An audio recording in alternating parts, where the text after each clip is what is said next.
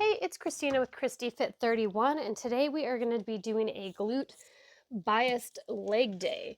So as you can see, I'm starting off with a little bit of a heavier hip thrust. I have a hip thrust machine at the gorgeous Touch Me Strength gym. So I'm doing hip thrusts to start off my leg day just to get those glutes primed and ready.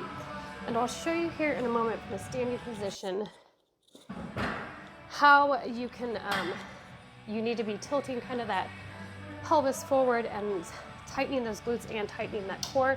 So you can see I push that glute down, tighten that glute, as well as tighten that core. The next thing I chose was to do back squats.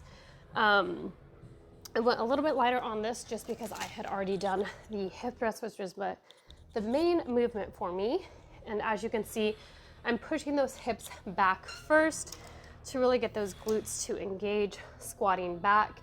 You'll notice I am taking some deep breaths at the top, filling that tummy with air to really contract that core and ab work and getting a good range of motion. So with squats, your squat stance will be different for every person. I prefer a little bit of a wider squat stance. I just feel a little bit sturdier, especially as I'm lifting heavier weight. That will differ for each person.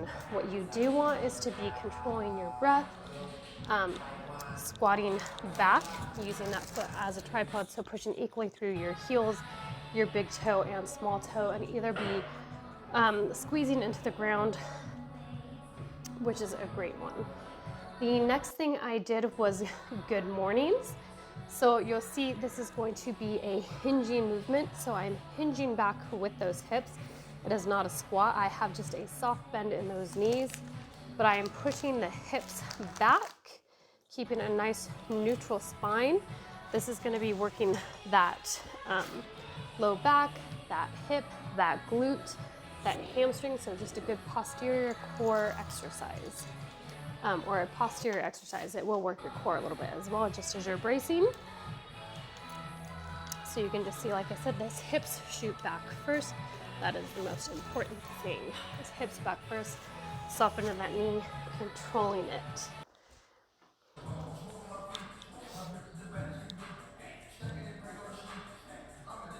The next thing I did was a reverse deficit lunge. So you can see I've got some plates underneath my feet or a box. I just wanted to be up a little bit higher so that I had more range of motion to lunge down. I'm really pushing and bracing through the heel of that foot that is on the plate. So I'm getting a good amount of glute drive and glute work in that reverse lunge. These are one of my absolute favorites for getting the glute to fire up. And you're gonna wanna make sure to do that on both sides.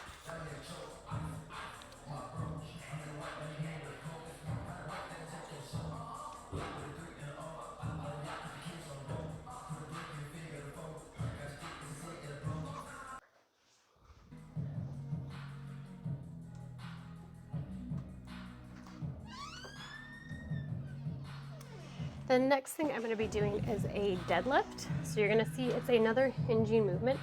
So I'm going to be pushing those hips back, just a soft bend in those knees to protect them from hyperextending.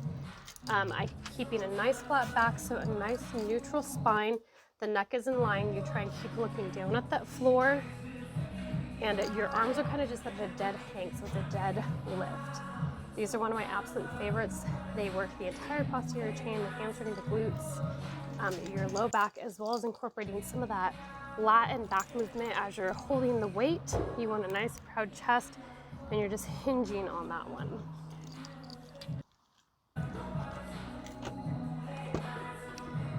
The next thing I'm going to be doing,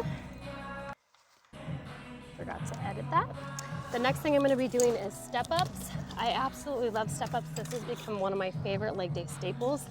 So you'll see that I am pushing through the heel of the foot on the box and controlling the weight really well down. So I'm slowly lowering down. I'm not falling, slowly lowering it. I always use a wall or somewhere that I can brace, just because after my ankle surgery, it's a little bit hard for me to balance as well as I used to. So I preferred that. I'm not using it to completely push myself up so I can do more weight. I'm just using it to kind of steady myself in that motion.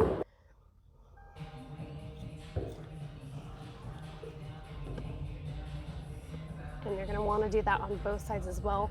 Really pushing through the heel of that foot on the box or stand or whatever it is you're gonna be doing.